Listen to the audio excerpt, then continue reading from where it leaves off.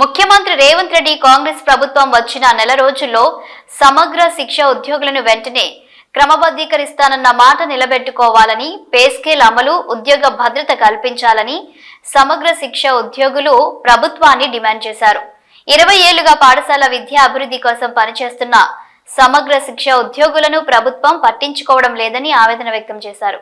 Hyderabad Basheerbagh DEO కార్యాలయం ముందు 8వ రోజు నిరవధిక దీక్ష కొనసాగిస్తున్నారు. ఈ సందర్భంగా రాష్ట్ర అధ్యక్షుడు దొండిల యాదగిరి మాట్లాడుతూ, తెలంగాణ రాష్ట్ర వ్యాప్తంగా సమగ్ర శిక్షలోని అన్ని విభాగాలలో దాదాపు 19,600 మంది కాంట్రాక్టు ఉద్యోగులు పనిచేస్తున్నారని, ఏండ్ల తరబడిగా చాలని వేతనంతో జీవితాలు నెట్టుకొస్తున్నారని ఆవేదన వ్యక్తం చేశారు.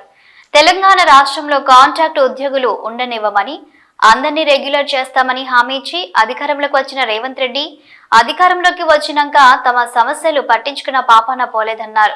ఉమ్మడి రాష్ట్రంలో ఈ సమగ్ర శిక్ష కార్యక్రమం ప్రారంభమైందని, ఇప్పుడు ఆంధ్రప్రదేశ్ రాష్ట్రంలో పే స్కేల్ ఇస్తున్నారని, తెలంగాణలో కూడా అమలు చేసి ఆదుకోవాలన్నారు. తమ విధులనే కాకుండా ప్రభుత్వం అప్పగిస్తున్న ప్రతి పనిని సమర్థంగా నిర్వహిస్తున్నామని, ప్రభుత్వ ఉద్యోగుల మాదిరిగానే విధులు నిర్వహిస్తున్నా కూడా పనికి తగిన వేతనం అందడం లేదన్నారు.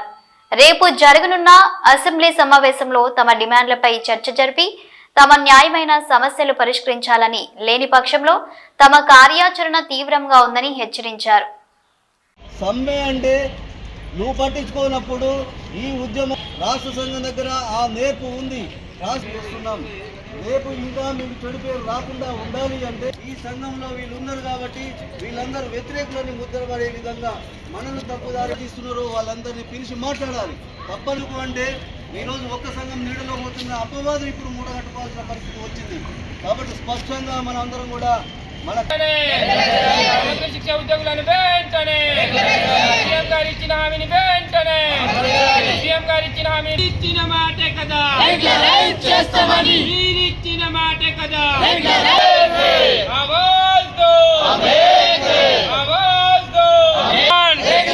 సమగ్ర శిక్ష ఉద్యోగులను వెంటనే సమగ్ర శిక్ష ఉద్యోగులను వెంటనే ఇచ్చిన హామీని వెంటనే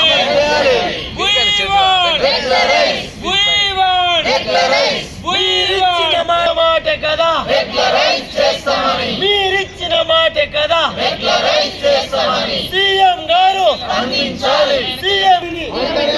మీరిచ్చిన హామీని హనుమకొండ హామీని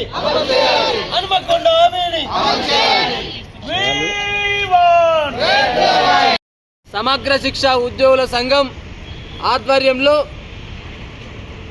ఏర్పాటు చేసినటువంటి పిలుపులో భాగంగా ఈ రోజుకు 8వ రోజుకు సమ్మె నడుస్తూ ఉన్నది. 33 జిల్లాలలో ఉధృతంగా నడుస్తూ ఉన్నది. ప్రభుత్వము ఈ విషయంలో సానుకూలంగా స్పందించి రాష్ట్ర కమిటీ నాయకులను చర్చలకు పిలిచి మాట్లాడి వారి యొక్క న్యాయమైన డిమాండ్లను రెగ్యులరైజు, వారి యొక్క బేసిక్ పే అమలు విషయంలో చర్యలు తీసుకోవాలని అధికారులను ఆదేశించాలని రాష్ట్ర కమిటీ తరఫున విజ్ఞప్తి చేస్తూ ఉన్నాం. ప్రభుత్వం ఇప్పటికైనా స్పందించకపోతే మేము మానవతా దృక్పథంతో ఈ 8 రోజుల వరకు కార్యక్రమాలను కొనసాగిస్తూ ఉన్నాం. అది కూడా ప్రభుత్వానికి వ్యతిరేకంగా కాకుండా కేజీబీవి పాఠశాలలో కానీ యూఆర్ఎస్ పాఠశాలలో కానీ అడ్మినిస్ట్రేషన్ విషయంలో కొంతవరకు ప్రభుత్వానికి మేము అనుకూలంగానే, అంటే నాన్ టీచింగ్ స్టాఫ్ని అక్కడే ఉంచి కొంత వ్యవస్థను స్తంభింప చేయకుండానే వ్యవస్థను కొనసాగిస్తూ ఉన్నాం.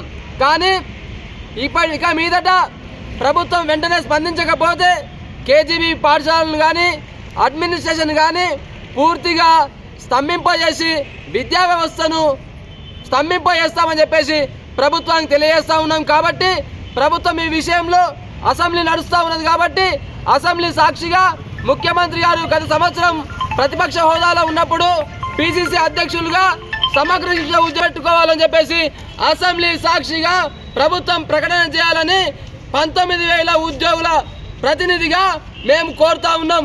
కాబట్టి ఈ విషయంలో ప్రభుత్వము వెంటనే మా డిమాండ్లను నెరవేరుస్తుందని చెప్పేసి ఆశాభావం వ్యక్తం చేస్తూ ఉన్నాం. ఉద్యోగుల యొక్క ఒకటే డిమాండ్, అన్న మీరిచ్చినటువంటి హామీని మాట తప్పకుండా అసెంబ్లీ సాక్షిగా నిలబెట్టుకోవాలని మేము కోరుతా ఉన్నాం. ఇవాళ మీ ప్రభుత్వ ఏర్పాటు మేమందరం కూడా కష్టం చేస్తే ఏర్పాటైంది కాబట్టి ఈ ఫలాలు పొందేటువంటి బాధ్యత ఎస్సీ ఎస్టీ బీసీ మైనార్టీ అగ్రవర్ణాల పేదలమైన మాకు ఉన్నది.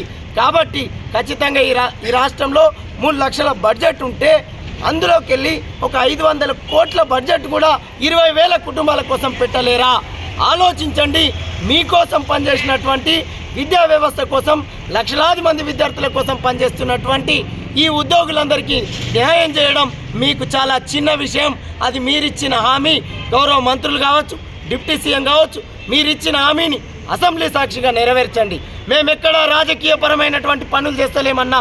మేము కేవలం మా బతుకు పోరాటం, మా ఆకలి పోరాటం, మా ఆక్రందనల పోరాటం మాత్రమే.